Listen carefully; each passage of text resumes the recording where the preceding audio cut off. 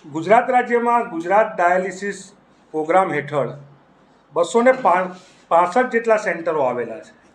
પરિસ્થિતિ એ છે કે આઈકેડીઆરસીના એસ્ટિમેટ મુજબ ગુજરાત રાજ્યમાં 65 લાખથી વધુ ક્રોનિક કિડની ડિસીઝના પેશન્ટ હોય અને જેમાં 51,000 જેટલા પેશન્ટ 51,000થી વધુ પેશન્ટ જે એન્ડ સ્ટેજ કિડની ફેલિયરના પેશન્ટ હોય, ત્યારે આ ગુજરાત રાજ્યના જીડીપી પ્રોગ્રામ, જેને A1 ડાયાલિસિસ પ્રોગ્રામ પણ કહેવામાં આવે છે, તેની અસફળતા એ કેગના રિપોર્ટના આંકડા દર્શાવે છે.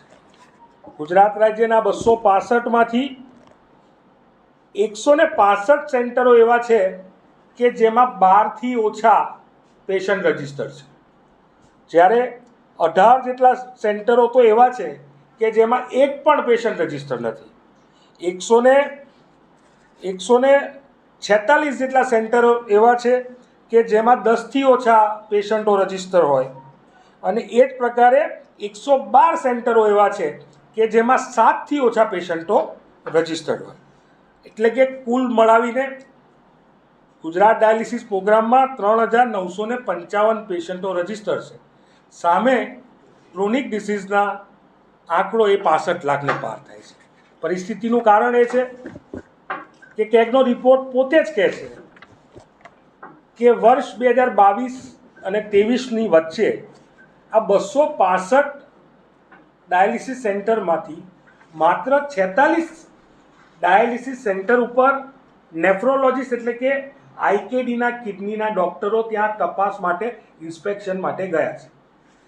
સમગ્ર ડાયાલિસિસ પ્રોગ્રામમાં પરિસ્થિતિ એવી છે કે 881 કર્મચારીઓ કામ કરે છે અને બધા કોન્ટ્રાક્ટ બેઝ ઉપર. એક પણ કર્મચારી એ પરમનન્ટ કર્મચારી નથી, બધા 11 મહિનાના કોન્ટ્રાક્ટ બેઝ ઉપર નોકરી કરે છે.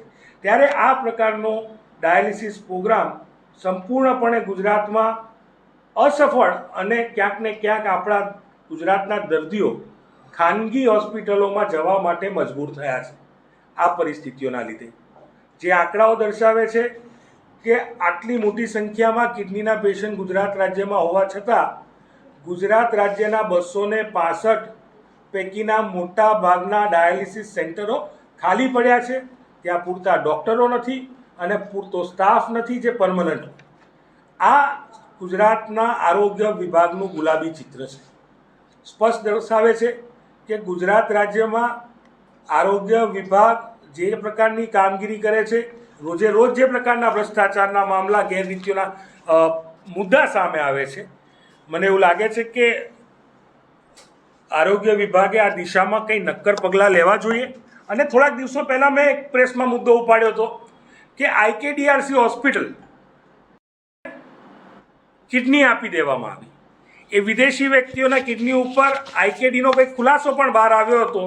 અને ખોટો ખુલાસો એટલા માટે હું કહું છું કે એના નામ જો હું આપવા માગું છું કે એક નાયરોબી કેન્યાની દર્દી હતી અને એક અમેરિકા યુએસનો દર્દી હતો. આ બે વ્યક્તિને કિડની કઈ રીતે મળી ગઈ, જ્યારે કે એ સમયે ગુજરાતમાં 5,000નું વેઇટિંગ હતું કિડની માટે અને દેશમાં 1.5 લાખ લોકો, 1 લાખથી વધુ લોકો કિડની ઝંખી રહ્યા હતા, ત્યારે વિદેશી પેશન્ટને આઈકેડીઆરસીને કયા માધ્યમથી આ કિડની આપી દેવામાં આવી. આ પ્રકારની ઘટનામાં ત્રિપુરા હોય કે જયપુર હોય, જે ડૉક્ટરોએ ઓપરેશન કર્યું હોય તેમની સામે કાયદેસરના પગલાં લેવા જોઈએ અને તે જેલ ભેગા થવા જોઈએ. ત્રિપુરા અને જયપુરમાં આ પ્રકારની ઘટનામાં તેમના વિરુદ્ધ ફરિયાદ થઈ અને ડૉક્ટરોને જેલના સળિયા પાછળ ધકેલવામાં આવ્યા હતા. તો આપણા ગુજરાત રાજ્યમાં જો આ પ્રકારની કિડની, ગુજરાતના આપણા 2 દર્દીઓ એમની ગેરરીતિથી, ડૉક્ટરોની ગેરરીતિથી કિડનીથી વંચિત રહ્યા, તો શું એમની ઉપર કાયદેસરના પગલાં ના લેવા જોઈએ?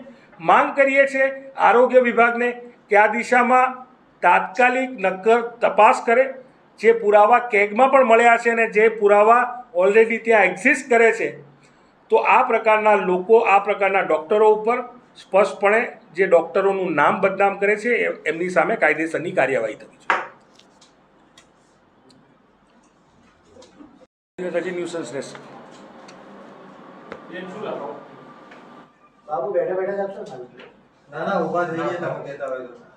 મનીષભાઈ કહો તો ઊભા થઈ જાય, ઊંધા વાતે કહો તો ઊંધા વાતે. મનીષભાઈ ઊભા કરી દેવા છે, બોલો. અરે ના દીધું.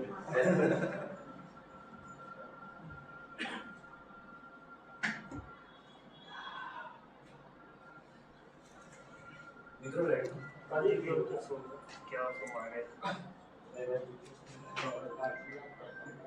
બોલો બોલો.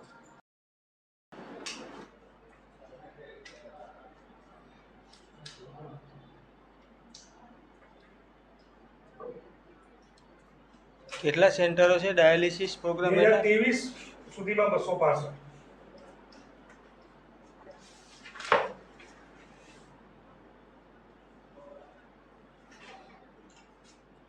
આનો જે વડો છે ને એ આઈકેડીના